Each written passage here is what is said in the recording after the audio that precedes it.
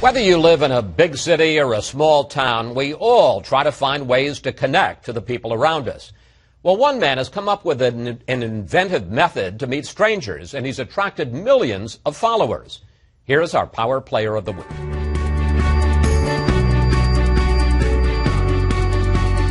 It's very hard to convince that taking pictures of people on the street and putting them on Facebook was going to be a winning formula, because there's nothing but pictures of people on Facebook. But Brandon Stanton has turned that formula into a big winner. He started his blog called Humans of New York in 2010. I said, in 3 years, this thing's going to have 10,000 Facebook fans. And to me, that was success. 10,000 people are going to be looking at my work. And now you have? Almost 11 million.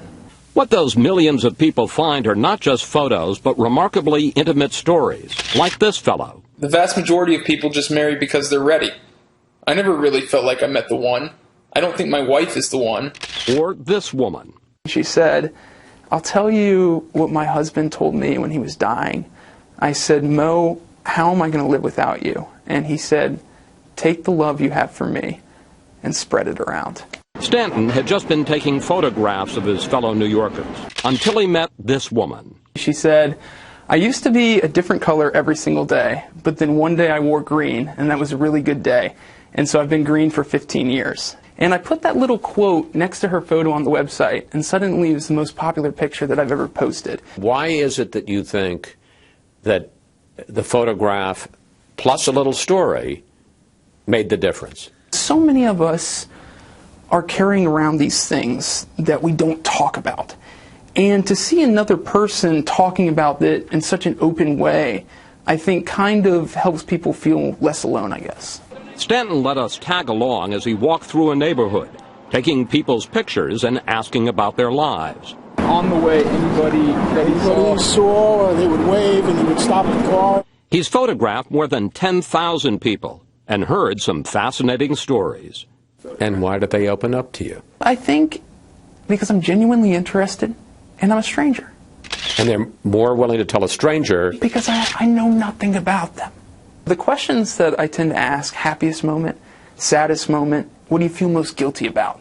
When did you feel angriest? When did you feel most afraid? The things that really kind of change the course of where we're going tend to revolve around a very strong emotion like that. This summer, the UN commissioned Stanton to travel to war zones in the Middle East.